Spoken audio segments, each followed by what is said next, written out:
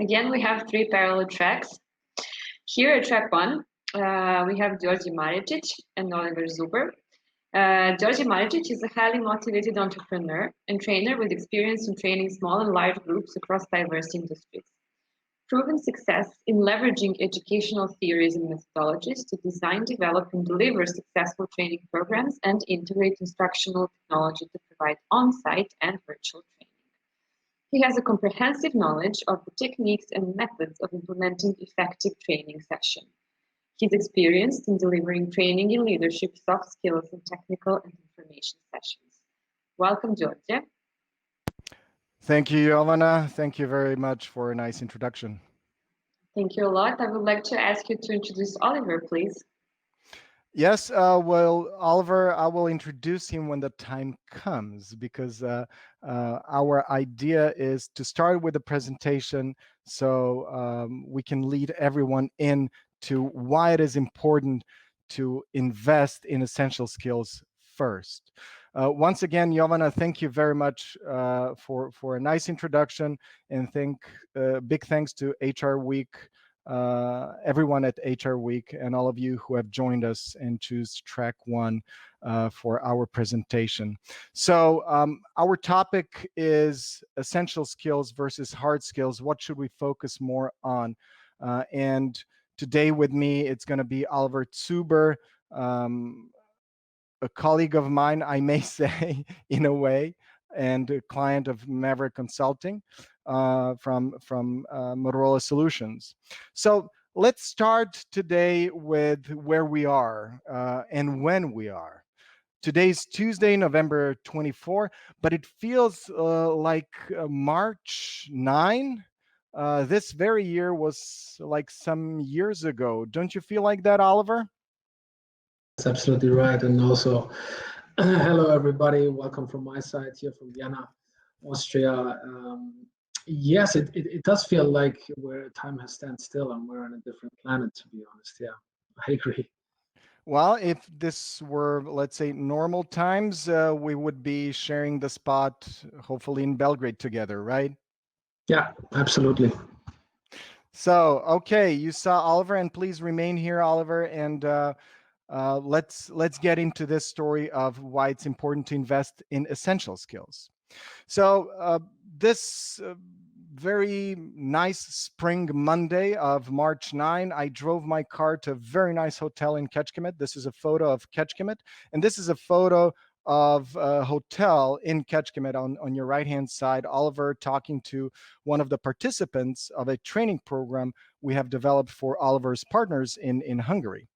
And since that March until today, one thing changed everything. Yet, I believe that it only shed brighter light on what we all need to focus more on: how we interact with ourselves and how we interact with others. My name is Djordje Maricic, and I've been supporting individuals and organizations to utilize their full potential over the last 10 years in more than 20 countries. To support the statement that we need to invest more in essential skills or in essential skills first, in the next 20 minutes, I would love to do the following. So first of all, I would love to learn what helped you to cope better with this new normal over the last 7 months, to share some data from Forbes, LinkedIn, and research some of my colleagues did, to introduce you to Oliver Zuber, a man with a great understanding and knowledge on how to engage and better support sales to perform better, and then to convince you that you should start investing in essential skills first. So let's start from you. I would kindly ask you to open your chat box and to be prepared to answer this question. What kind of approach helped you cope better during COVID-19 crisis? If you want to, you have two options, option A and option B. Option A says factual approach, which means following news, gathering data, following obligatory rules and procedures. And option B, compassionate approach, which means showing and receiving empathy from your colleagues, family, superiors, or creating procedures together with your colleagues and within your company, and more human interaction. So please just type in A or B in the comments so we can see what is your opinion on what helped you cope better during COVID-19 crisis. Oliver, do you mind helping me out count this? Sure. I'm not sure if I'm able to see the comments. Maybe Johan, I can help counting the votes. Well, then you can tell me so we don't use too much time on waiting for the answers. What did help you more? Well, my answer would be B here, definitely. Okay, and we'll show data that supports that this approach really is important, and that focusing on investing in essential skills can help us cope better, even in these crisis situations. So what did the research say? As I said, we consulted Forbes, LinkedIn, and some of the colleagues Avenue B and from Avenue B and Lighthouse Organizational Development. So, and Giovanna says here, A, B, both things together. So what did Forbes say? In July this year, Forbes came out with an article about what skills are needed to succeed in 2020 and beyond. And they came up with a list of 15 different things that we need to succeed, or that we need to learn in order to succeed in 2020 to 2022.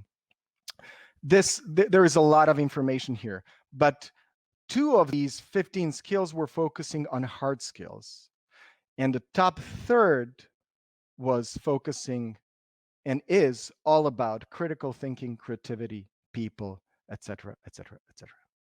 So when we looked at LinkedIn, and they gathered data and published that data in January this year. This was done by Diana Pate, and LinkedIn shared data that they've collected from over 660 million professionals and 20 plus million jobs. And they got to 15 skills ones need to succeed. They divided them into 2 groups: 5 skills that are soft skills and 10 hard skills. And I can say at least 3 out of those 10 skills demand constant human interaction, constant human communication.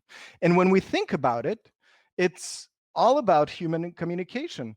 And human communication comes to the root of all problems, basically, especially if we analyze a quote by a French writer, François Garagnon.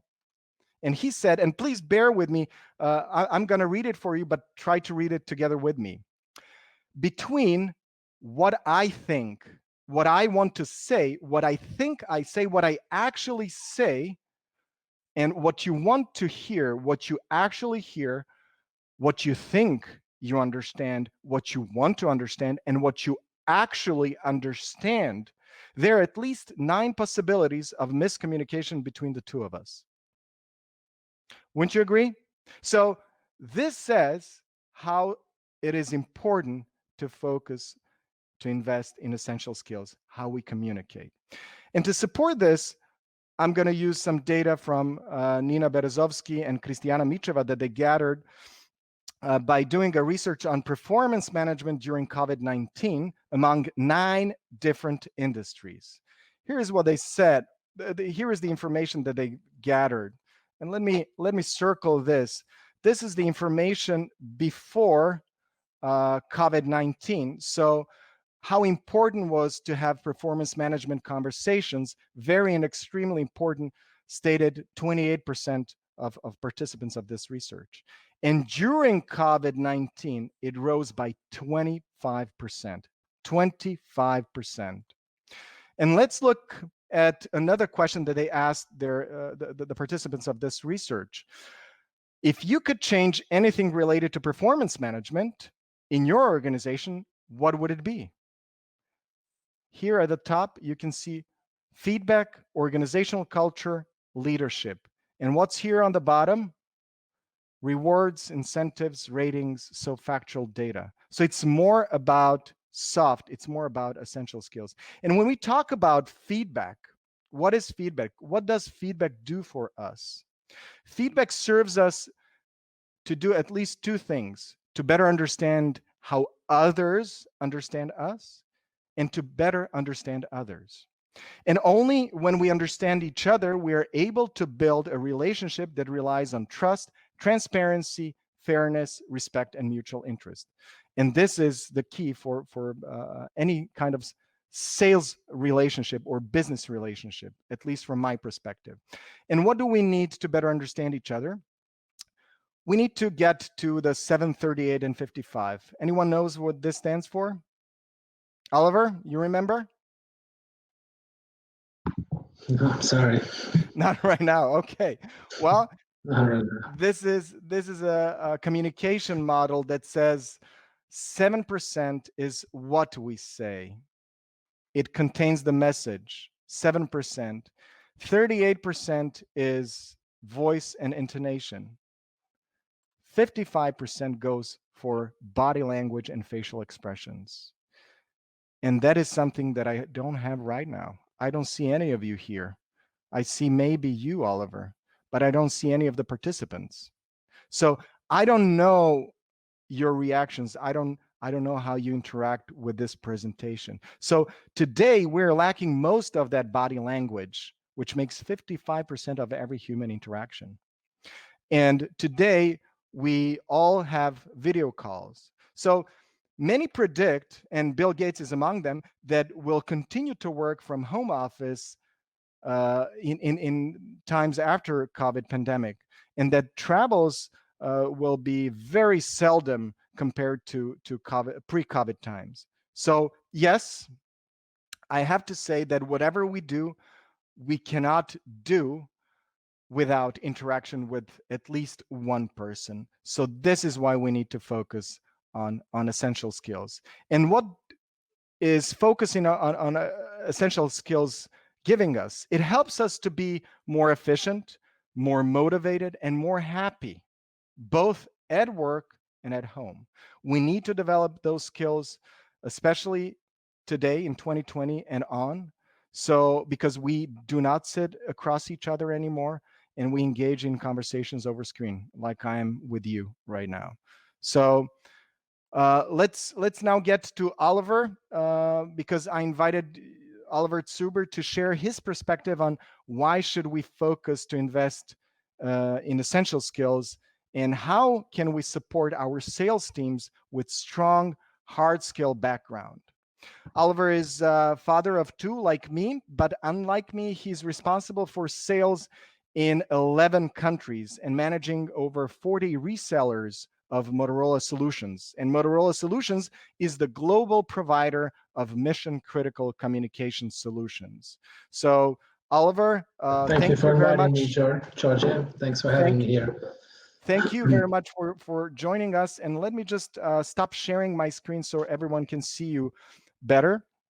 And in the meantime, I'll take some notes of you answering my questions. So I think it was this or last year when you approached me saying how soft skills are today referred to as essential skills. Why do you actually prefer this expression, essential skills, rather than soft skills?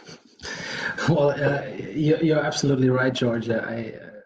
I really believe that we should rather refer to these skills as essential and not soft. The word soft does not really reflect the importance of having these skills and actually be great at them.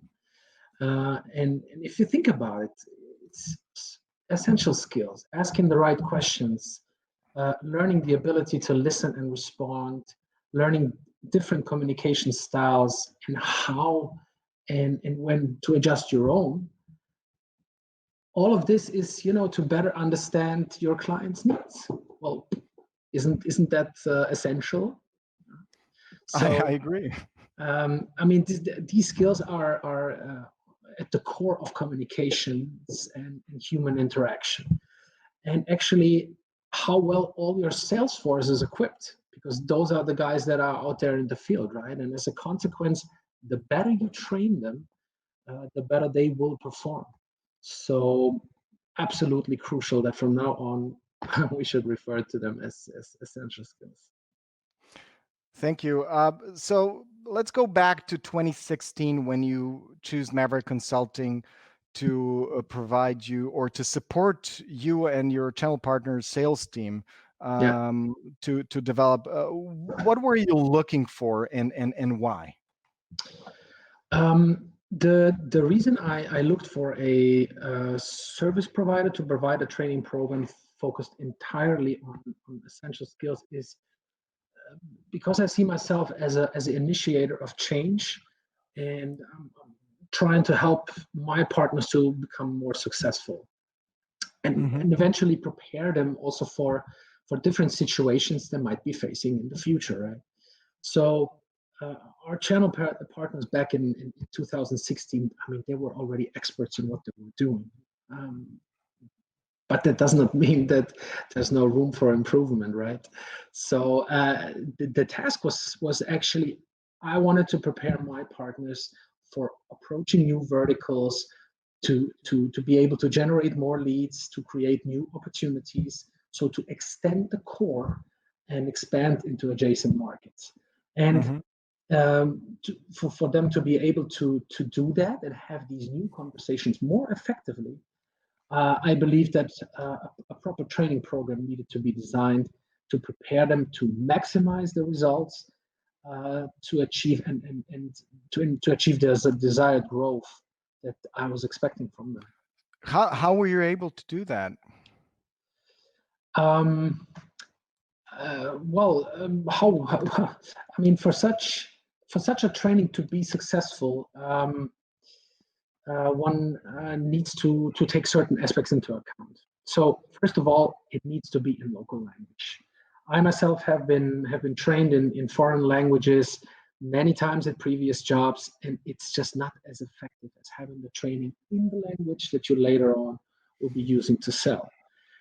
Secondly, you need to have the right trainer. So someone who understands how to gain the trust of the participants, who is able to motivate and lead them, because that's what actually a trainer is there for. He should be a motivator and a leader.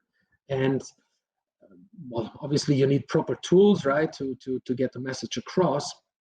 But if you're expanding into adjacent markets, if you are approaching new verticals, you're going into somehow unknown territories. You don't have a lot of experience. You're making new experiences, but there's always a certain amount of doubt and resistance, sometimes refusal, right? Why are we doing this? I need to change myself. I'm great at what I'm doing. Yes, sure you are, but I mean, bottom line, as a vendor, for me, it was key that, you know, to ensure that all this motivation, the right structure, consistency in the approach, patience, and certainly all the key performance indicators are met, because it is a long-term investment and not a one-time training. You're not going to be an expert in something when you're learning it once. Right? When you're saying a long-term investment, how many people participated, and what change did you see in them? And in business, of course. Good question. Well, the change I saw was tremendous, and actually exceeded my expectations, because I mean, we were talking about professionals who were already good in their job, who were doing things right. But at the same time, how do you get them to move out of their comfort zone and start to change themselves? Because this is what might be needed to go after new adventures, right? So it was less than 10 people. Why? I believe that it makes much more sense to focus on each individual during the training and dedicate proper time and effort to support him or her on this journey. And if the group gets too large, there's no interaction possible. And the goal was eventually to have a training and not a lecture. So I personally, I'm not a big fan of these mass trainings. So, well, why was it successful? Why was it successful? It was successful because we defined certain goals. We made sure that we were reaching them, and we were tracking at which stage we're currently at and what we need to change. Because you can, one approach, for example, a hard thing I would say with soft skills or essential skills training is how can you measure the success? How can you measure how good you are at what you're doing? I mean, one approach could be, measure if they're going after new verticals. Well, actually, how many meetings are generated? Because the more meetings you have, the more likely you are to sell, the more likely you're able to generate leads and opportunities. But at the same time, there's also the feedback and the behavior from the participants. And feedback was really, really good. So they mentioned, hey, I'm starting to change myself. I can see how I'm leading meetings differently, how I'm closing down on the deals much more effectively. So that was quite positive. And overall, for us at Motorola Solutions, the return of investment of such a training was really, really good. Great, thank you. So, So why then, in one sentence, why would you say that everyone should start investing in essential skills first? One sentence, huh? Wow, okay, that's tough. I'm gonna try. Okay, do three. Okay, Rule of thank you, three. thank you very much. Well, first of all, I think with such a training, what's really great is think about it. I mean, what was part when I think back at the training now, how often do you have the chance to see yourself on camera in front of while during a customer meeting in front of a customer? Okay, well, now during quarantines and the pandemic times, we have online meetings and you see yourself on camera. But I think that why should people invest? Because self-reflection is a very, very important part, and this was part why this training was really, really successful, because the participants understood what their thinking preferences are and what they need to change about themselves in order to be more successful. So to sum it up,